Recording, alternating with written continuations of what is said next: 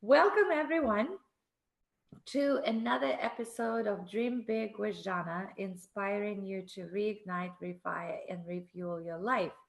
And today we have an amazing soul, a beautiful person, a true professional in what she is doing. This beautiful woman who you see on the screen, and if you are just listening to us on the podcast, then you will know her name in a second. Her name is Abby Rohrer, and she told me that she's like a lioness, right?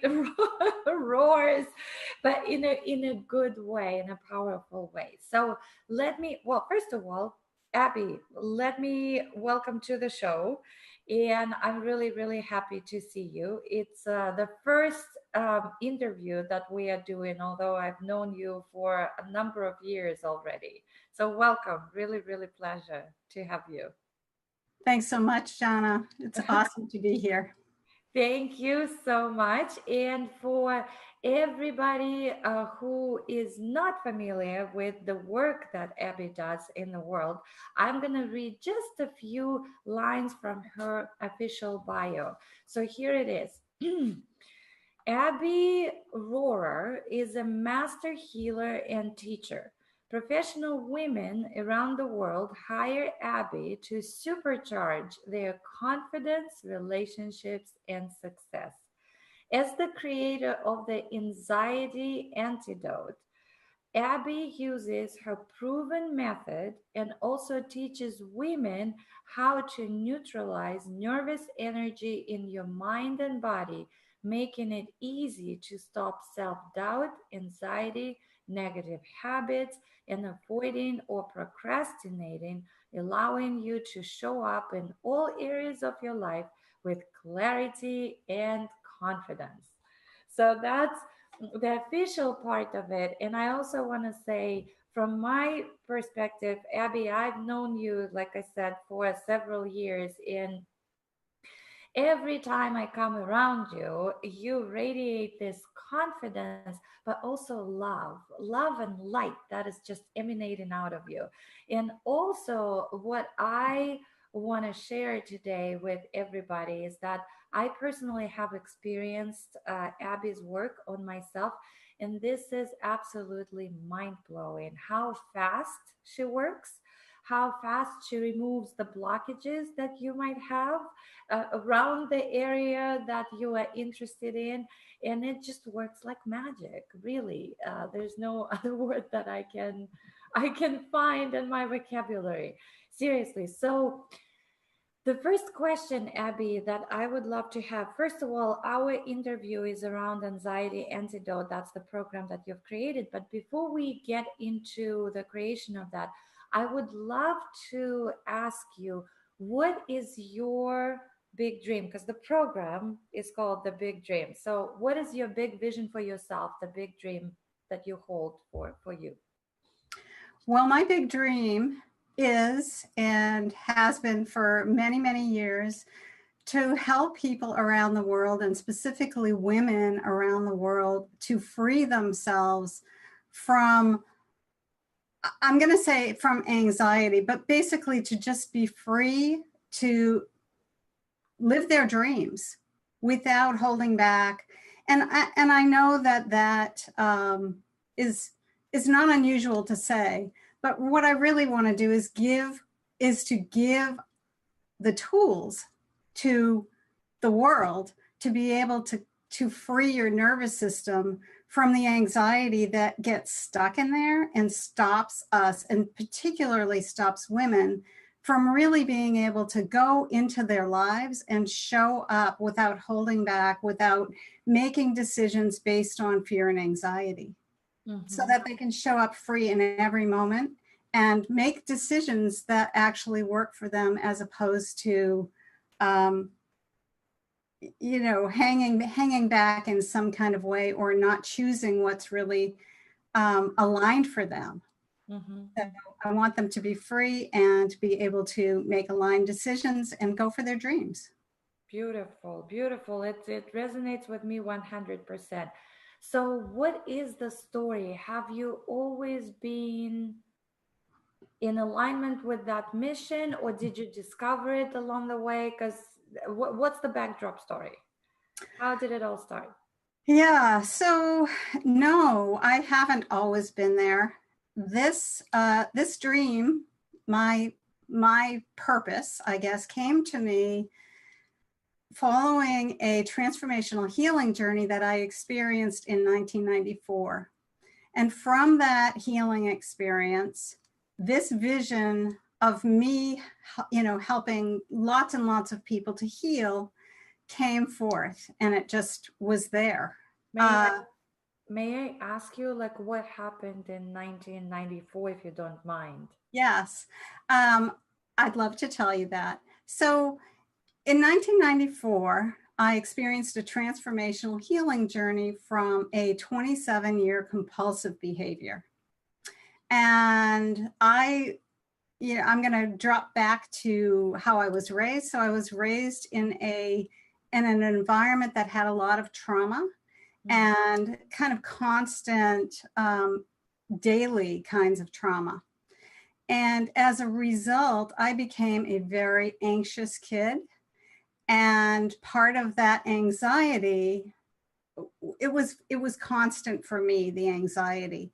And so when I was about 11 or 12 years old, I took on this compulsive behavior, which was compulsive hair pulling, as a way to manage the anxiety that was going on within me. Mm-hmm. And so for years, 27 years, I used that behavior to try to dampen the anxiety that was with me all the time. Were you the healer at that time when you were anxious yourself, or did what kind of job? Or did you have a job? Did you have a business? What was that? Yeah, so in 1994, I had, at that point, or prior to then, I had been a sales professional working in the DC metropolitan area in high-tech sales. We'll just say it was a precursor to the internet. I was selling large communications equipment.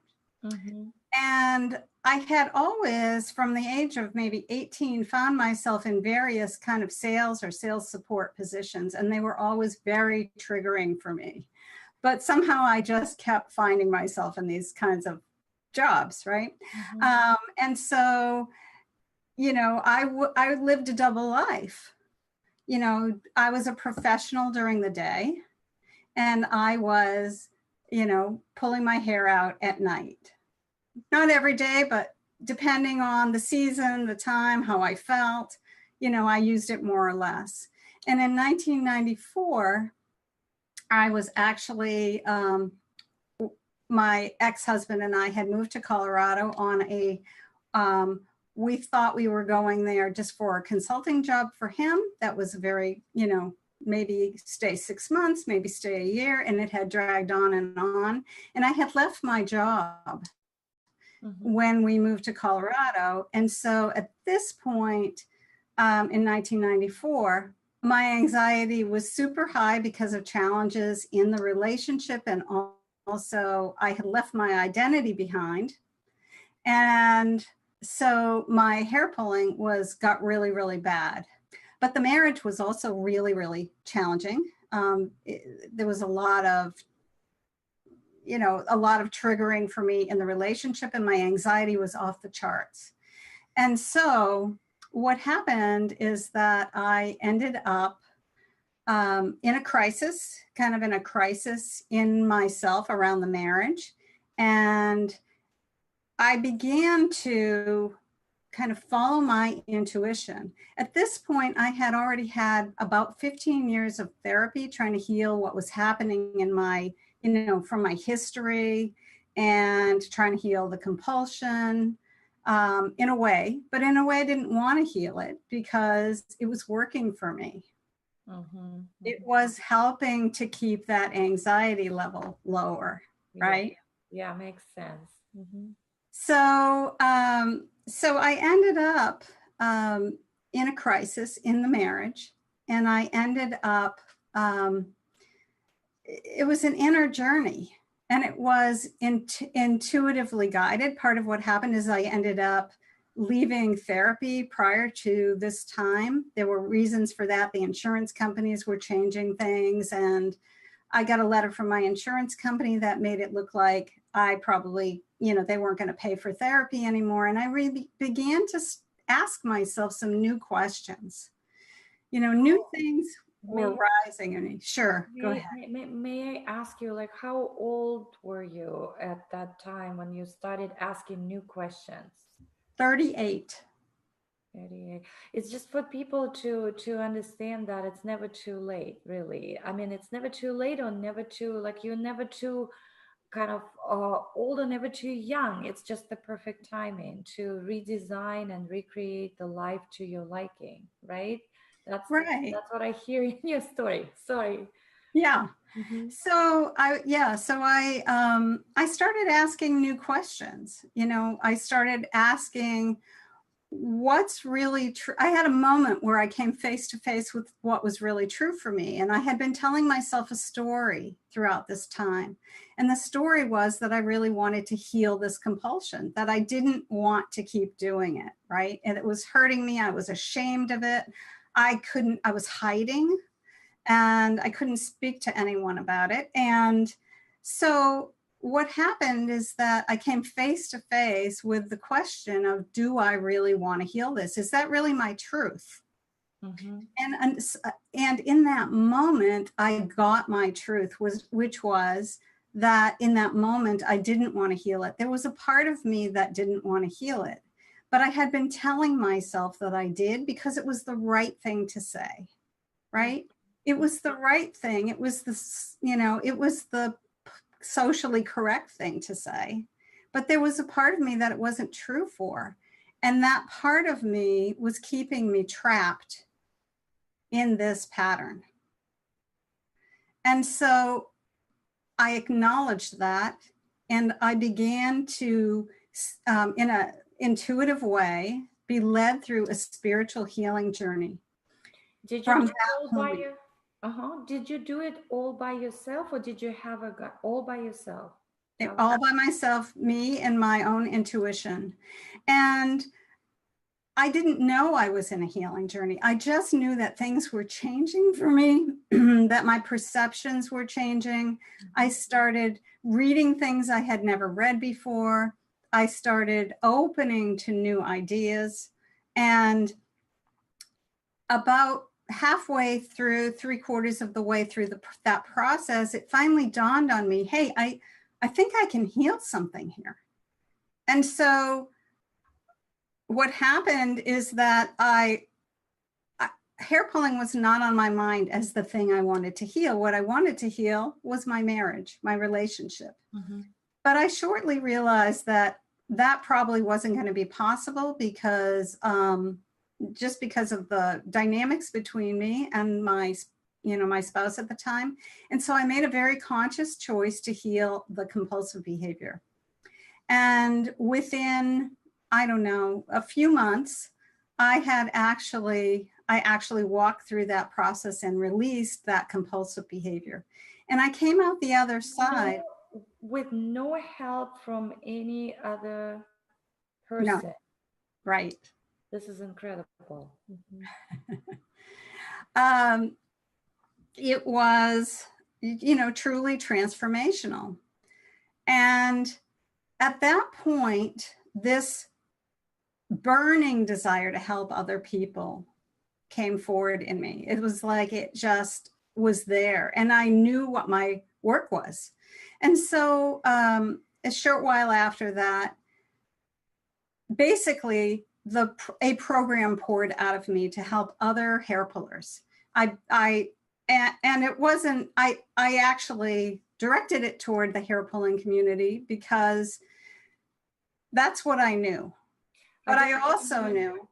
I didn't even know there was a hair pulling community. It's Well, yeah. interesting. Yeah, well, it just absolutely. There are so many different forms of anxiety, and you Right. chose one specific niche, and decided to go help them. Yeah, that's incredible. I mean, I'm just fascinated by what you're saying.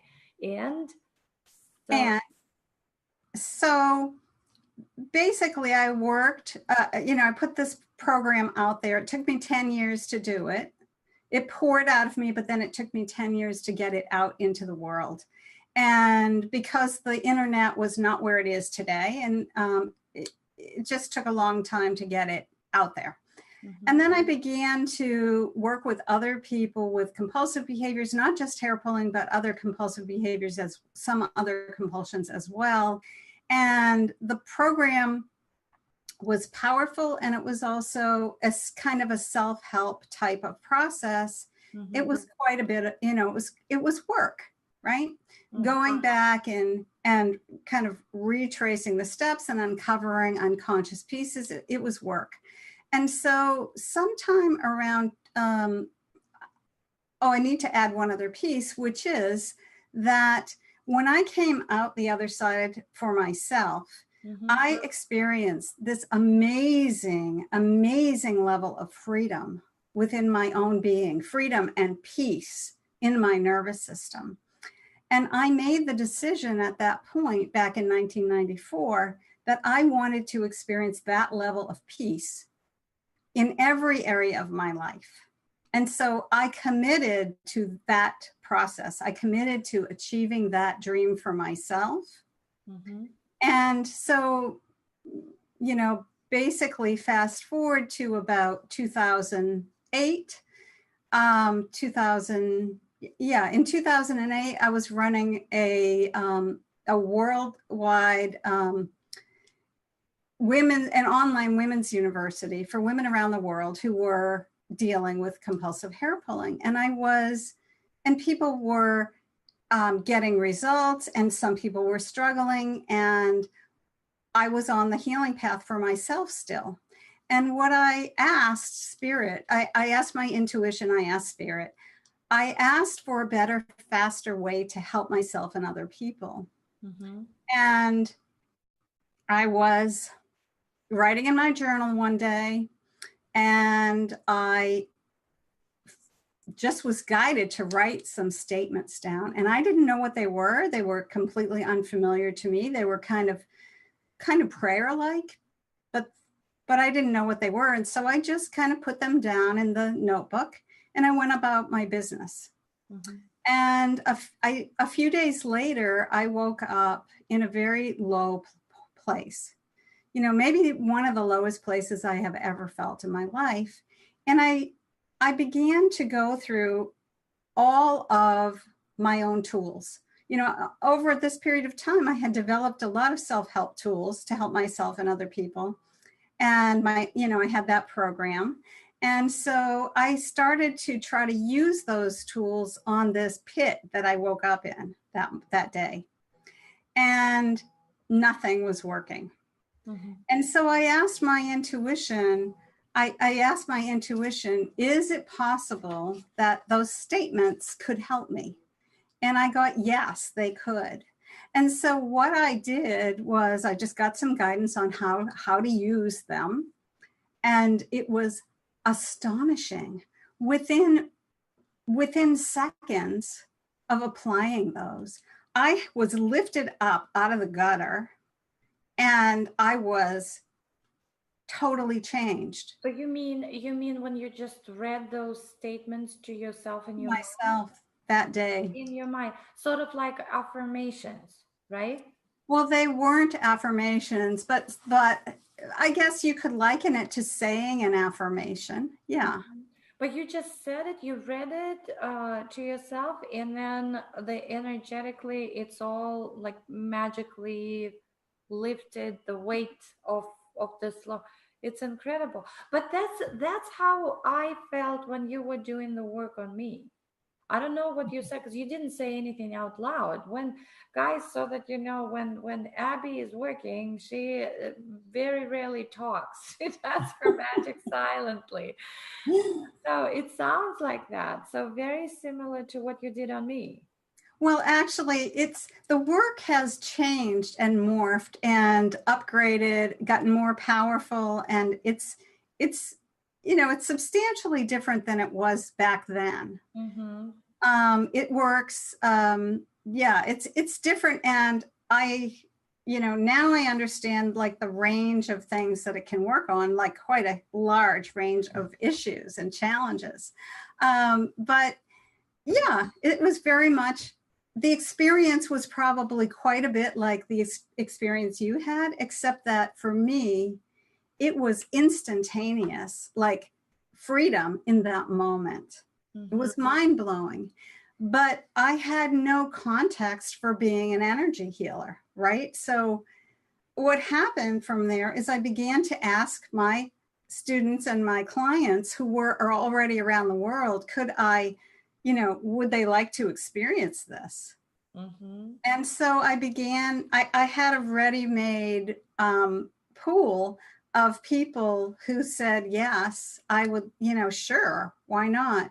And what I found out was that it worked over distances beautifully. And I also found out what kinds of things it was really attuned for. And so I've practiced it on so many different issues at this point, but I've really focused it right now on anxiety because another level has come in about how it can just release the nervous system from anxious energy. Mm-hmm. Mm-hmm. So for people to understand when in what is the range of anxiety, or maybe go that something that goes beyond anxiety that you help people with, so that they know what your capabilities are. Okay. So, what I've come to understand is that a lot of the challenges that we talk about have anxiety and fear as the basis of them, right? So, it could be anything. I work a lot with entrepreneurial women. Mm-hmm. I work with a lot of coaches. I work with other healers. I work with career sales professionals. I work with, on their sales anxieties, on their fears about making offers around, I work with coaches around setting fees and how they might feel, how they might freeze in the middle of making an offer to a client, right? So Right. I do a lot of work with entrepreneurs and professional women, and and also around relationships with their customers, relationships with their coworkers, or with vendors that they deal with. Anything that has to do with entrepreneurial angst or professional job, challenges. Related challenges. Right. So that's one area. Have over the years worked with a lot of people around relationship issues, just general relationship issues, because we don't realize how often our own fears are coloring our decisions, right? And it shows up in so many different areas of our lives. And, over time, maybe we'll talk about this more, but it bleeds into everything when you're carrying this stuff in your body. Yeah. Yeah. I completely agree with you. Anything that you can recommend right now, or maybe share a few statements from what helped you at that moment, or some specific tips, something that we can take like right now out of you, like from your experience, from a piece of your work, and we can apply immediately. Is there anything that you can share with us today, something Yeah. practical? Yeah. I think the most practical and the most powerful thing that I can share in just one, like one quick minute, is to find your own truth and acknowledge it, own it. So, that was the catalyst for me to start this whole process, was to start really looking at what's true for me versus what I think should be true or what everybody else says is true, right? Mm-hmm. So I really think that is the most powerful starting place, is to really, really find what's true for you and own it. In terms Because of what you want to do, like what is in, in terms of whatever your challenge is, whatever your stuck place is, okay. right? So if it's a stuck place around a relationship, then find out, really do some deep inquiry to find out what's really your truth as opposed to what anyone else says, So right? is it, and that process would be asking yourself questions, specific questions that you Yeah. and or journaling. Like, how would you recommend we do that? Yeah, I love journaling. I was an avid journaler for years and years and years. And I think processing things on paper is a really powerful thing. So there's two kinds of journaling, right? Or maybe there's a myriad of ways to journal, but my favorite ways are doing morning pages like Julie Cameron recommended in the Artist's Way. And I That's the book. also, For those who don't know, Julia Cameron is the author of the book, The Morning Pages. the No, is Artist's it? Way. No, The Artist Way. That's her first one. Yeah, The Artist Way. Yes, yes, yes. Right. And so I recommend, if you choose to use the morning pages from the Artist's Way journaling technique, I recommend that you add a step, and that step is to tear the pages up immediately upon writing them. And the Mm. reason is because what I have found, and I think she talks about this in the book, although it's been quite a while since I read it, but um, if we reread it, then we're likely to judge ourselves, or somebody else might come across it and read it and judge us. And so that would turn the journaling into an unsafe space. And so if you tear your pages up immediately, then you can say everything that you're holding back, because you are giving yourself a completely and totally safe space to put your thoughts out there, right? To I get the energy of your thoughts out onto the paper. So that's one way.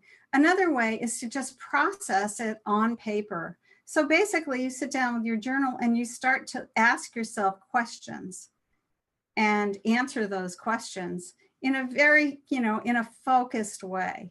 Mm-hmm, mm-hmm. Like, Yeah, what's that's a really, beautiful tip. Thank you. Thank you so much, Abby. You know what? If unfortunately we're gonna be wrapping up, but I want to give you the heads up, guys. This is not the only time we are talking with Abby. You will have a chance to, and I'm spilling the beans right now for you. You will have a chance to experience Abby's work in real time when she's working on a surprise guest on the show. And this is incredible. I really, really recommend that you are on the lookout for the announcement for that, and really make the time to watch these videos, because it's incredible the work that she does. I don't know how she does it. We don't really need to know. She knows the process. What you do want to know is how it affects you. And I can assure you that when Abby is working on somebody on the show, when you are watching, you can clear and you will be cleared partially or completely by just being the witness of her work. Is that true, Abby? uh, I don't usually talk about it that way, but I think it's possible that shifts will absolutely happen for people who are watching.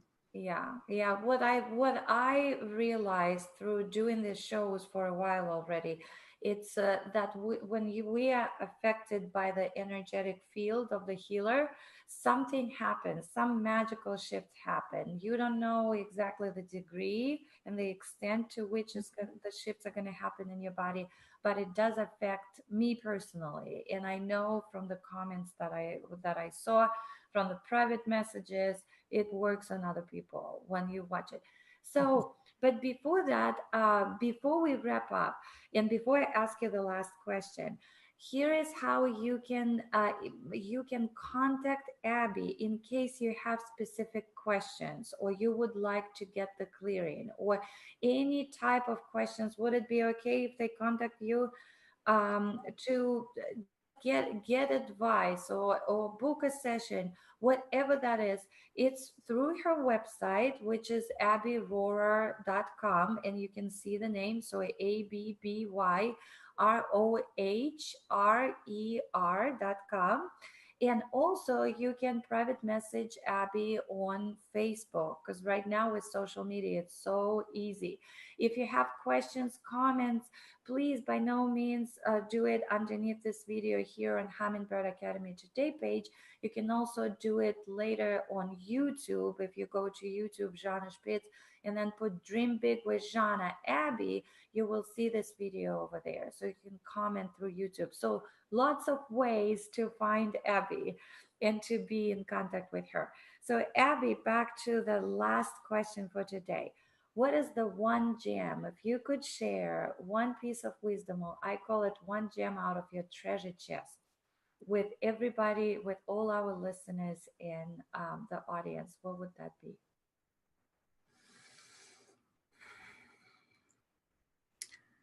It would be, I think, very close to the tip that I gave, which is to listen to yourself, hear your own voice, and move forward in alignment with that, as opposed to letting the world move you, or direct you in some way that's not aligned with you. So stay aligned with what's true for you and with your own energy.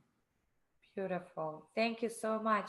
You guys are watching Dream Big with Zhanna, inspiring you to reignite, refire, and refuel your life. And today we had a pleasure to get acquainted, just to get just the tip of the iceberg of Abby's story. And thank you so much for being so raw and open with us. Thank you. And thank you for the work that you do.